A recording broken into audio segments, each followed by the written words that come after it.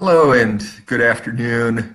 This is Dave Edelstein for Better Than Before, talking about all things mindful, communicative, connecting, and relating.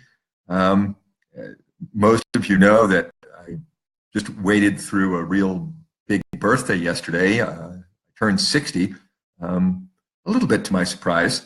Not entirely to my surprise, a little bit to my surprise. Um, I come from a very long-lived family. Three of my grandparents made it well into their 90s. My grandfather made it almost to 100, um, and yet my own strange path through life did not seem to predict necessarily that I would get past 60. By 58, I almost checked out. But of course, I normally talk about mindfulness, and I try to offer things of value to you, my audience. But today, just for fun, I thought I would take a quick review, decade by decade, of how I've gotten to this advanced age. The 0 to 10 years, I decided to call them the reading years. Uh, the great the great excitement and achievement of my childhood was learning how to read books. Um, I read a lot. I read everything I could get my hands on. I'd bring big stacks of books out of the public library and read them all and beg my mother to take me back. Uh, Dozens of books about dinosaurs or what was known about them 55 years ago. I devoured one after another. Dr. Seuss and the Black Stallion, and Danny Dunn and the Homework Machine, and all of those books that were so much fun when I was a kid. I loved to read. I was not a great athlete. I wasn't great at playing games, but boy, I sure enjoyed a story. So those were the 0 to 10 years, where I probably developed 98% of the vocabulary that I enjoy today. The 10 to 20 years, the running years, I joined the junior high school cross country team when I was 11, and that became my dominant activity for the next decade or more. In fact, a decade later, when I was 21, I ran as a qualified entrant in the Boston Marathon, which was a huge thing to me. I loved running. I really, really loved it. When I was in college, I would go out and run 20 miles on a Sunday like it was, not like it was nothing. 20 miles was, yeah, big day, but I enjoyed it. It wasn't a struggle. I could go out and run 20 miles like, just for fun. Running on the cross country team, the winter track team, the spring track team, the track and field team, whatever it was that involved long distance running, I did it and did it and did it, and probably spent much more of my college years running around, literally running around, than I spent learning what I was supposed to learn in college. This probably was not a great life strategy, but I did enjoy it and reduced my stress level. It was definitely my mindfulness practice of those years, allowing my mind to just float free and relaxed over the Charles River. Shout out here to my high school track coach, my very patient high school track coach, Bob Zini. What a great guy. The 20 to 30 years, the guitar years. I still play the guitar. I play guitar a lot. I play the guitar, at least an hour a day, every day, and often two or more. But in my 20s, I hit numbers like 6, 8, even 10 hours a day playing the guitar. Everybody knew that Dave was going to come with his guitar to wherever we were and play and sing.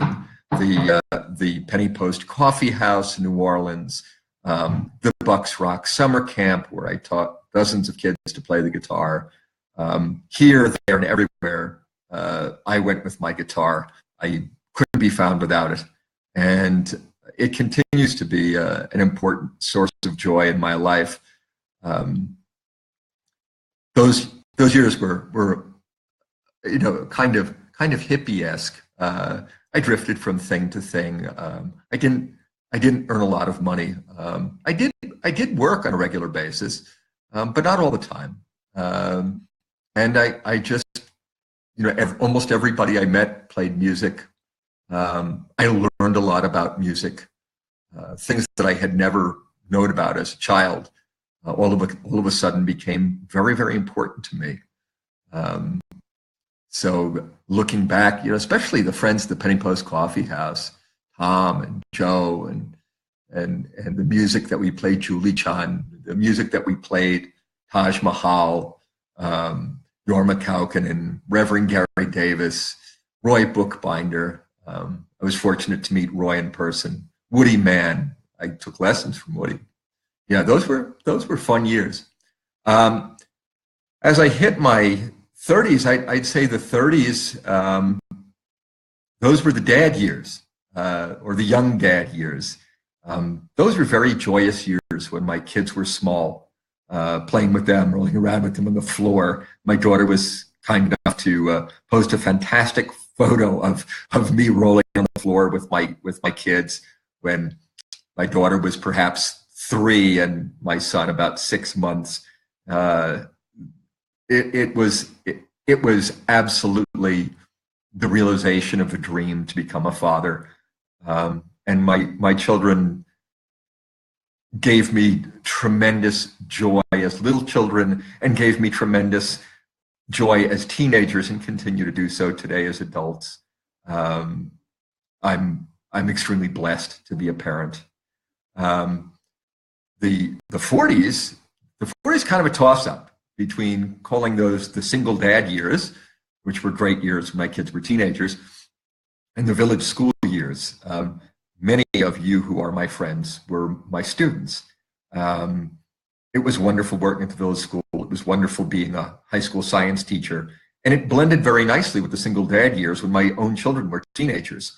There was sort of this seamless flow of me being a very odd mentor to teenagers during those years. And somehow things worked out very nicely. My students have gone on to good lives. My children have gone on to good lives, creative, thoughtful, caring people. I'm proud to have been your teacher and your parent. The 50s are very clearly the Ecuador years.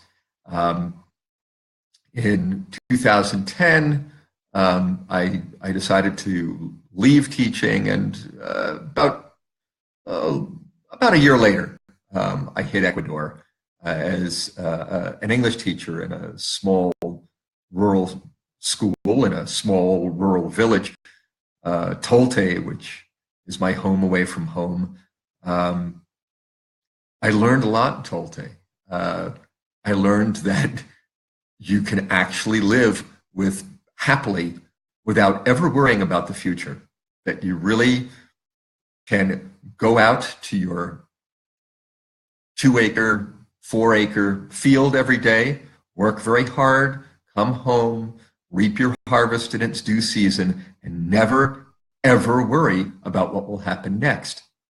I would worry quite a bit if that were my existence. I met people who never, ever wasted time, and I do mean wasted time, worrying about the future. They thought about the future a little bit. They made certain kinds of plans. Next season, I'm going to plant tomatoes, but never, ever allowed worry or anxiety to take them over. Their mental health was bond. I never met people who were so content in their existence in my entire life. I did learn a lot from them. I didn't entirely adopt their psychology. I wish I had. It's something I'm working on. But yes, there were the 2 years in Tolte. There was meeting my wonderful wife, Yadira, moving to Cuenca, a year in the Galapagos Islands, which for me as a former biology teacher was absolutely like a pilgrimage. And then, and then the heart attack, and my gratitude to the Ecuadorian government for saving my life for free.